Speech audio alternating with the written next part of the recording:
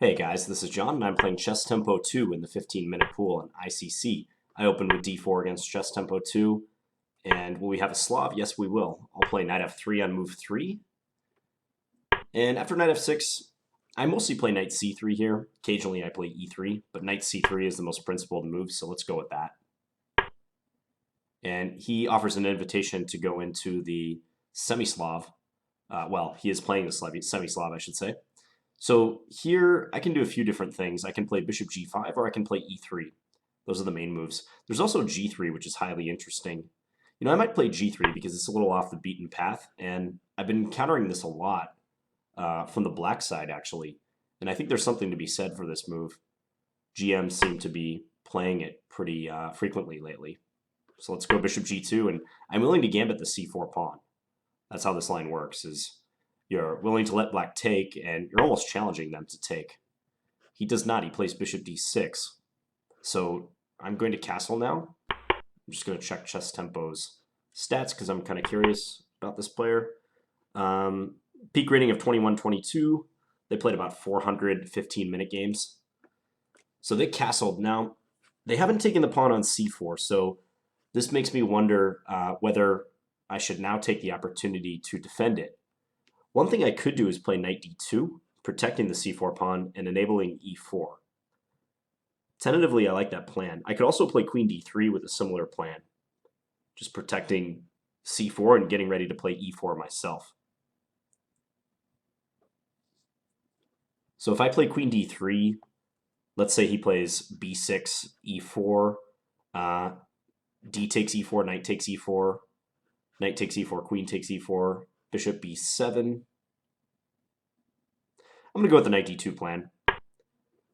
This move looks awkward, but given that I'm playing e4 immediately next move against most anything black replies with here, my position will unfurl, and hopefully I'll be able to take with the d knight and open my dark square bishop again.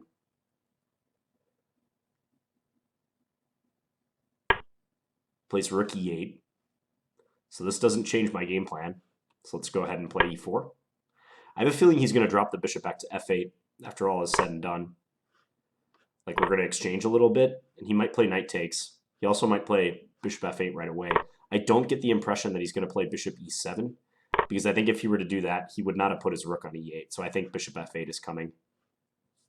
Nor does black really want to trade this knight for the dark square bishop, so he's not going to play a move like knight f6 or knight f8 or something. So for now, let's assume bishop f8. I actually plays bishop e7. Okay. Yeah, I'm a little surprised because now this rook move doesn't look ideal in my opinion. So he's going to struggle to get the light square bishop out. It's not immediately apparent how he does that. Bishop f4 was my first thought in this position. Pretty good chance they're going to play knight f6. I could play bishop f4, knight f6, and then maybe knight c3, just withdrawing the knight. And then if b6, I could play bishop takes c6, so they might struggle to get that piece out.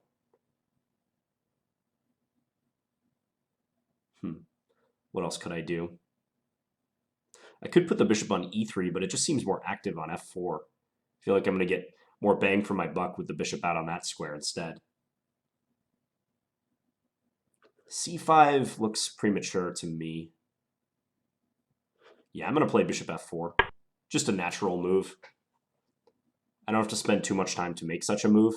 The onus is on him to free himself. I like our space advantage. I like the fact that black is going to have difficulties developing.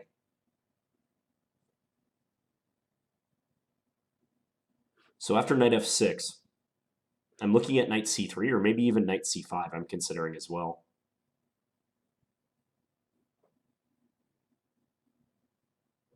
If knight c5 though, he could take on c5, I take back. He could trade on d1 and then play e5 maybe. Attacking my bishop. So I'm leaning towards knight f6, knight c3 as a way to keep him bottled up. And just asking him how he plans to complete his development. He could put the bishop on d7, but undoubtedly that's not an optimal square.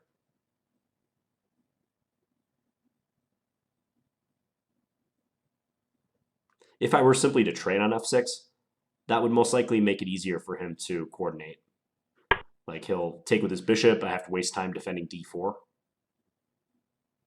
So this is a classic case where because of your space advantage, you don't want to trade.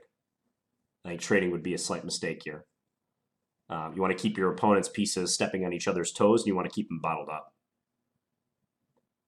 Let me just look at knight c5 one more time. Knight c5 is interesting because if he plays b6, I can play bishop takes c6, hitting the rook on a8. But a line I'm looking at is knight c5, bishop takes c5, d takes c5, queen takes d1. Let's say rook a takes d1, and then e5. And I'm just not sure how I'm doing there. I don't know if that's anything special. So let's go with knight c3. This is a reasonable move. He could play bishop d7, but a move like queen b3 or rook e1 would be fine, and I'm maintaining an advantage. He plays queen b6 instead. So now, he's attacking my b2 pawn. It's debatable how much I really care about that pawn. I could play knight a4. I could play rook b1 with an eye towards playing b4.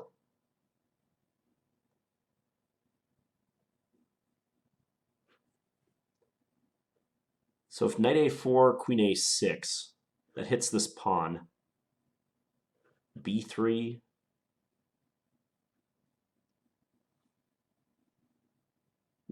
It's okay, nothing amazing. I could play queen d2 if I want, just defending b2 and staying on d4 with my queen. Somehow I feel my queen is destined for better squares, though. I could play c5, and then after queen takes b2, see if I could do something with my knight to try to trap his queen. Doesn't look like the queen gets trapped, though. Could always escape through b4 or a3. I might have some bishop d2 or even bishop c1 ideas, but it doesn't quite look like it's going to happen. If I had my rook on e1, maybe, because I might have bishop f1.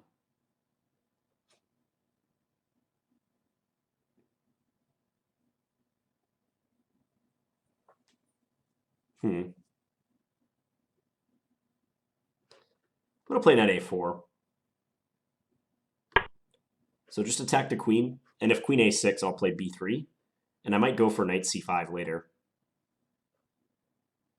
But I like the idea of keeping their queen at bay. And if I can entice it to the a6 square, I feel like knight c5 will be stronger, and their queen might be just cut out of the action, sitting over here. So sample line, queen a6, b3, bishop d7, knight c5, bishop takes c5, d takes c5. Looks pretty good to me.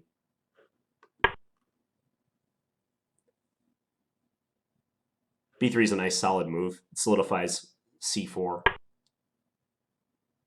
Yeah, rook d8 makes sense. So opposing the d-pawn with their rook. I could play bishop c7 here. And then after, let's say, rook d7, I could play the bishop back to e5 where it defends this pawn. Looks very awkward for them. I like that move, bishop c7. With that maneuver in mind, bishop c7, rook d7, bishop e5. Because having the bishop on e5 is useful because then I can free up my queen to move.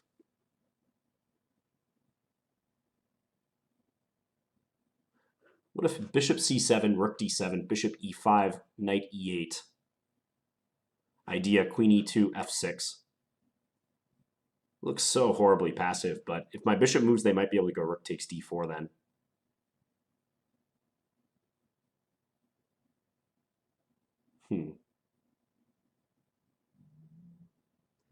I mean, I think at the very least, after bishop c7, rook d7, bishop e5, knight e8, I could just play a move like rook e1.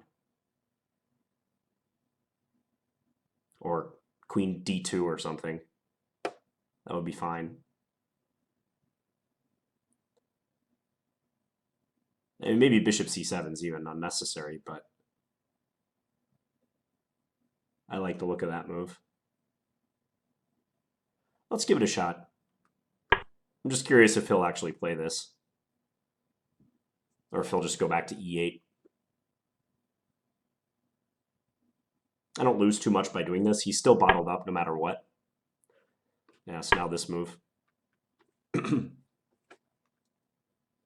It's better than playing bishop e5 directly with the rook on d8, because then they can utilize the d7 square, whereas here I feel like they're always going to have to move their rook again. Okay, he just plays queen a5. He's playing very quickly. I think just queen e2 is good. So getting my queen off the d file, there's no way they can directly attack this bishop and embarrass me on the d pawn. Yeah, let's go queen e2. I'm going to try to play a little faster. I feel like they might be reaching a point where they have trouble playing quick moves. The position is still bottled up for them.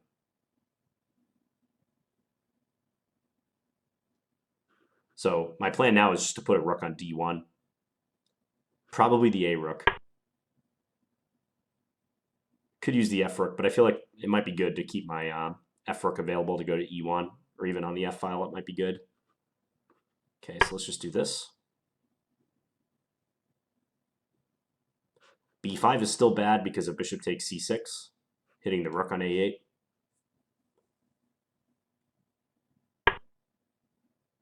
Knight d7. Too bad I don't have bishop c7 here. Again, because he's cramped, I probably just want to keep pieces on the board. So if they go knight b6, maybe then bishop c7, although they have rook d7 in that case. I think if bishop f4, knight b6, knight c5 might be good. Let's do this. Knight b6, knight c5 might not even be a pawn sack. Because if they were to directly try to win it, like bishop takes c5, d takes c5, they're going to have back rank troubles. Okay, they're trying to go to g6 with the knight now.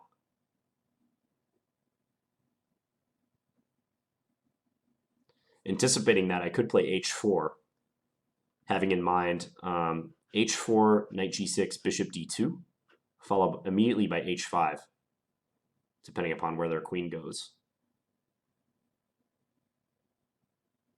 I could also play d5 right here, trying to take aim at this bishop on e7.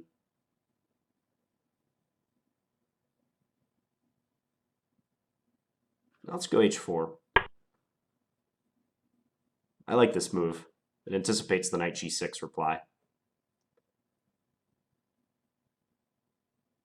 So this is the effect of having a space disadvantage. It's like you often just maneuver behind your own lines, but never really get out of it unless you're willing to make a bold pawn break at some point. He really needs to move one of his pawns if he's going to get out of this mess, like a c5 or e5 type move.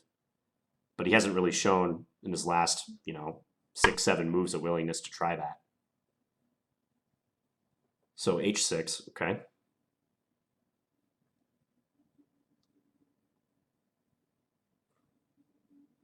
I think h5 makes a lot of sense, just further restricting him. Maybe they're going to go bishop g5, though. Remains to be seen.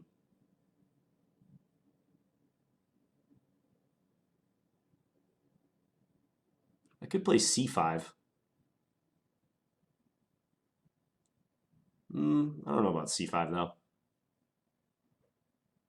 What about rook d3? Trying to double on the d file. Because if I play h5 here, I think they're going to go bishop g5. I think that's the point of their play. Seeking trades.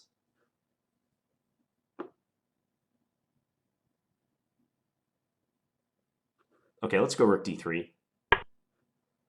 Maybe preparing doubling. Just looks like a good move.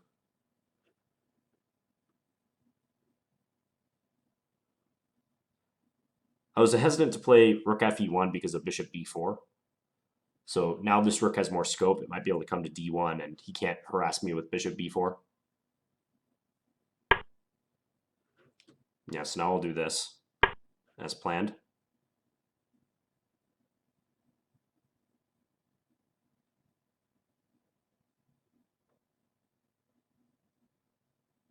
They can play bishop b4. Probably I'll play h5.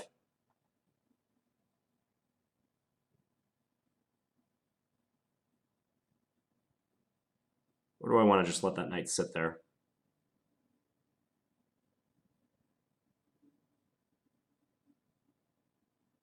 It's not bad to let the knight sit there, I suppose. Let's just double up. We'll let them be the one to take on d2 if they want.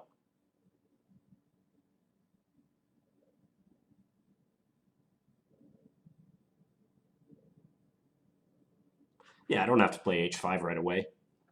Sometimes the threat is stronger than the execution. Because I think their knight is bound for e7 anyways at some point. Okay, which way to take? All three captures are plausible. Let's take with this rook. So still, if bishop d7, I have knight c5. It's not out of the question that I'll play an Alekhine gun move, queen d1, sometime. What about now h5, knight e7, queen e5? Looking for a favorable transition. So h5, knight e7, queen e5. I'm attacking his queen, attacking his rook. He has to trade on e5. I take with my d-pawn. Then the back rank is a huge problem for him. That's just an enormous problem. Let's do that. I have 4 minutes left, and keeping the position simple is probably in my best interest. I have a dominating positional advantage, and I'm looking for a way to exploit that. I mean, d5 would have been another way to try to do that, but I think this way might make a bit more sense. Goes back to f8. Could be a tougher defense.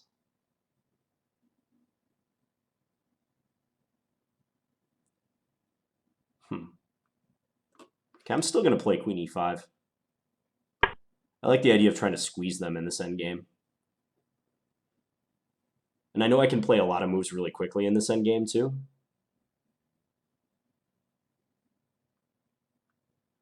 So let's pre-move these. And then after this trade, if he goes knight d7, I'll play f4. The big problem they have is with my knight on a4, they have trouble ever playing like b6. They might be able to play b5 though, now that I think about it.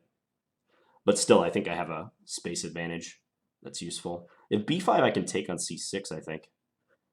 Then they take on a4, I take d7. I don't know about that endgame though.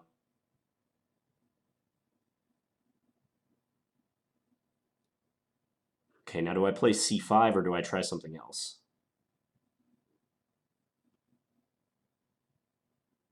I think they're going to try to bring their king up and play f6 is the deal.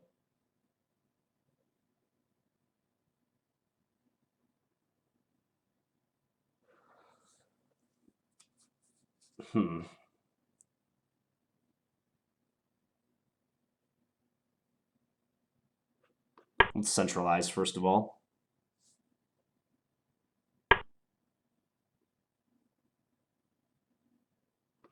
Bring our king up again.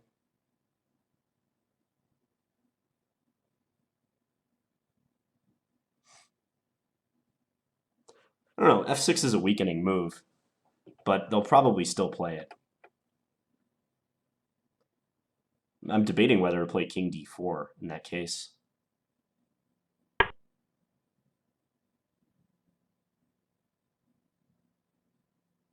Might be all right. King d4. Can they go b5? I still keep an edge even in that case. Let's do this. I don't see a drawback to playing this way.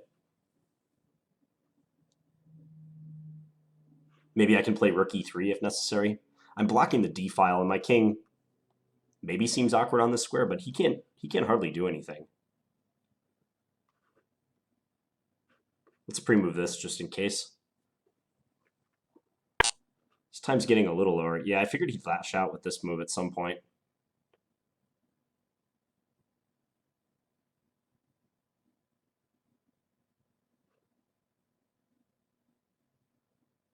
Okay, so do I take Or do I play knight c5 right away? I think I'm going to take. And then knight c5. We'll see if they swap. Because now my king is a serious force. Bishop there. Okay. Let's bring this bishop in.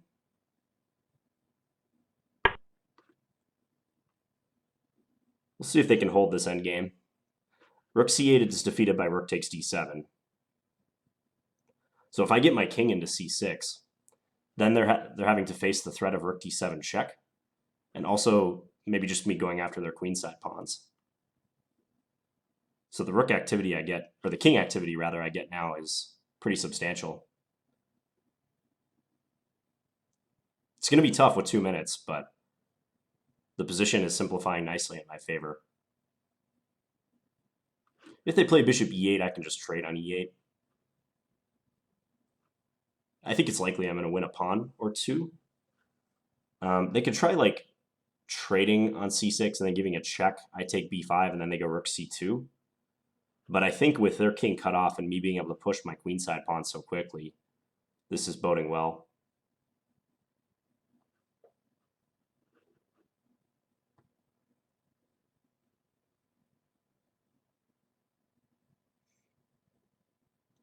And if they trade and play rook b6, I was going to play king c7. That's the plan, and rook d7 is still on the table.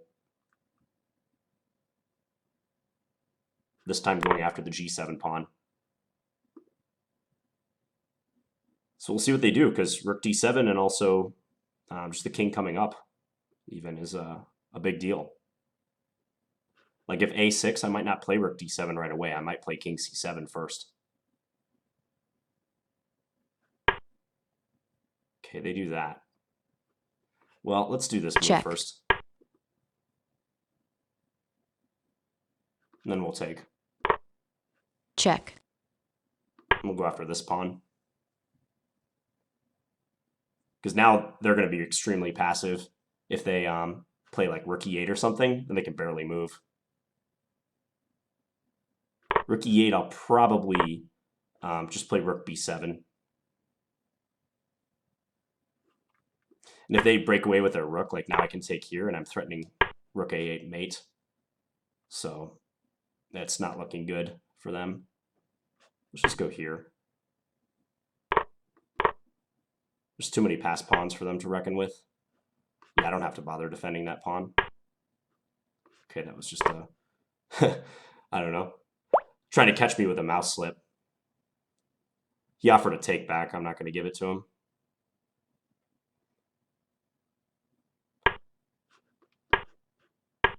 I mean, if he was playing slower and actually taking his time, I might, but he was trying to blitz me out, so why should I give him a take back?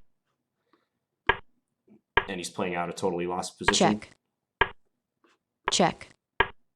So, check. I don't know. I haven't really faced many take-back situations, but I sort of feel like, you know, you can evaluate them on a case-by-case basis. Even if he had played rook takes h5, though, it wouldn't have mattered. He gets two passed pawns, but my passed pawn on the A file is unstoppable. So, okay, that was an instructive game. Let's go back and take a look. So, we had a Semi-Slav, where I played this somewhat trendy line with g3. And as I said, the main moves are e3. That's the most popular move. And there's also bishop g5. And they both have quite a massive theory associated with them. So g3, knight bd7 is good, bishop g2. So black can take on c4 now. As black, I've usually preferred to take on c4 at this juncture because knight e5 is ruled out. That's why I like knight bd7 slightly more than taking on c4 right away, which is playable. There was a game, Kramnik versus Geary from earlier this year, where Kramnik had a very nice win from the white side against this. I think he played knight e5 right now. But definitely the critical test of this line is taking on c4. So I don't think the way that he played it is going to trouble white players too much. Let's start the engine up right around here. Yeah, the engine actually likes e4 straight away. That's interesting. I suppose the idea there would be to jump to g5. Yeah, and then if f5 to support the pawn on e4, I can take on e6. So e4, knight d2 I played. He went rook e8. Yeah, I don't like rook e8. I feel like rook e8 is not a wasted move necessarily, but given how he played the position, bringing the bishop back to e7 after this, it doesn't make much sense in my opinion because he's blocking the file that his rook just played onto. So I went bishop f4. He played knight f6. And as I said, I think this is a classic case where you want to avoid an exchange due to the space advantage. If I were to simply take on f6, I know the engine still thinks I'm better, but the advantage shrinks a little bit. I think it's easier for him to play. The more bottled up I keep him, and the more pieces I keep on board, the harder time he'll have to maneuver in his own position. So hence I played knight c3. He went queen b6. I played knight a4. I think b3 is fine. Now we did this bishop shimmy. I thought maybe he should play knight e8 here. Yeah, point being that if queen e2, then f6, and he can take this pawn on d4. The engine is showing that I have compensation in this case, but this would have been a more challenging way of playing, and I'm not sure I would have gone into this line. It shows if e5 trying to save the e6 pawn, then take on c8, he takes back, and then I have this move because of the double attacks here and here, and also the possibility of queen e6 check. Not an easy line to see. I very much doubt I would have looked for that. I probably would have played something like rook e1. It's just another suggestion of the engine. So instead, though, after bishop e5, he played queen a5, and then queen e2, rook d8, rook a d1. I see the engine likes rook f d1. Somehow rook a d1 seems better. I just feel like it might be beneficial to keep open the option of rook f e1 or maybe f4, f5. If I play rook f d1, I'd basically be saying I think my rook is better somewhere on the queen side. It's very much a judgment call, and really you shouldn't waste too much time deciding between rook a d1 and rook f d1 in a position like this, but that's how I see it. I think rook a d1 is more natural. So knight d7, again, we don't want to trade. So bishop here. I think h4 is useful. So when you have space on one wing, you can often gain space on the other wing too. So because I have a spatial advantage in the center and on the queen side, it's not out of the question that I can play on the king side too. That happens very frequently. So here, yeah, I was anticipating knight g6, and then I was going to play bishop back to d2, and assuming a queen move, I was going to play h5. This is a little bit different than the game because their bishop wasn't standing on e7, so they could play knight e7. So I very much like h5 when they have to go back to f8 with their knight. As played in the game, like h6, rook d3, knight g6, bishop d2, and then bishop b4, I think h5 is not as appealing because they get e7 in, and maybe they can come to f5. Also, I have to watch the h5 pawn too. Queen takes h5. So rook d1, take. Rook d3 takes. Yeah, I think that's probably the best capture. Keeps open queen d1 as an option. Rook b8, and now I went for h5. So if he had played knight e7, I was going to do the same thing, queen e5, and this is even better than the game because their knight is misplaced. If they trade, my rook gets into d8 next move and effectively paralyzes them. I control the only open file. As played, it wasn't much better, though. There might be a way for black to untangle in this endgame, but it's tough. Mainly because they're light square bishop. They never solve the problem with their light square bishop. So king f8. I played king f2. I mean, centralizing your king, if you've watched a lot of the endgames I play, you see me do that a lot, and you'll see any good player do that. It's an instinctive thing once you get to a simplified scenario like this. The king is the missing ingredient for both sides. It isn't participating yet. There's no real danger of checkmate to either side, so you need that king participating in the struggle. And let's see if after f6 I was correct to play king d4. Looks like I was. Yeah. It seemed awkward. I would prefer to avoid making this move, but I like it. It holds e5, so I don't have to give in to playing takes. Because if I take here, Check. they can take with the knight, is what I thought they would do, and then attacks this pawn, and maybe they can begin the process of unwinding. I don't know, something like this. I see white still has an advantage even here, but I wanted to prevent them from activating their pieces if I could. So that was the reason for king d4. Try to keep this cramping pawn on e5. And it's so nice that they can't go b6, intending c5, because I win this pawn. That's crucial. So, as often happens when you're squeezing someone for an entire game, at some point they'll lash out, and they'll just try something to get out of the horrible defensive situation they found themselves in. So maybe they should continue playing passively, like I see the engine's suggestion is this, probably intending knight c5, knight back here. Even this is miserable, but it's not surprising that they go for b5. I took, maybe that was an inaccuracy. I was wondering if they could take with the rook. I only looked at this and then bishop takes c6, and I thought I was good. fe5, fe5, and they don't have time to take with this. Maybe they do. Ah, because of rook d5 check. Check. Ah, okay. Yeah, I missed that move. I didn't have a lot of time to calculate here, but then my king has to move and they can take. Check. And get the bishop. Now it's a whole new ball game. Apparently I'm even slightly worse now, probably because of the weakness of this pawn.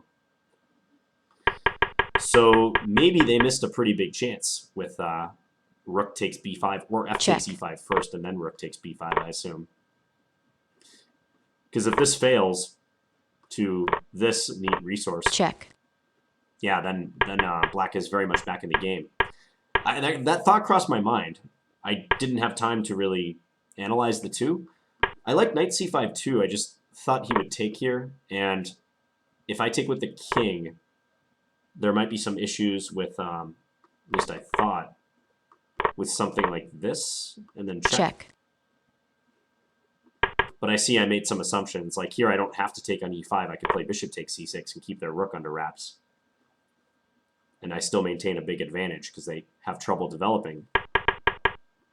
Okay, but yeah, clearly knight c5 should have been considered more strongly by me instead of taking on b5. That could have cost me. So knight c5 and then f take, even b takes.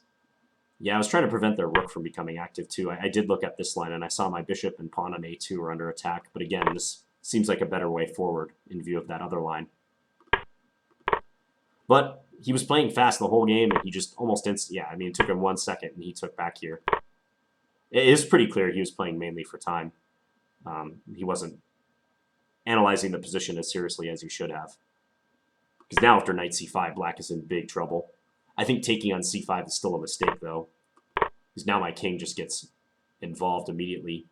This position looks losing for black to me. If they can defend this endgame, I would be surprised. Nevertheless, let's see what the engine has to say about this rook endgame. So he played this, but the computer likes f takes e5, f takes e5, rook b6. Check. I was going to play king c7, and now b4. And then check king f8. Okay, rook d8, king e7, rook g8, so maybe trying to force their king away and then offer a timely trade into a pawn endgame. Yeah, it might be trickier than I thought.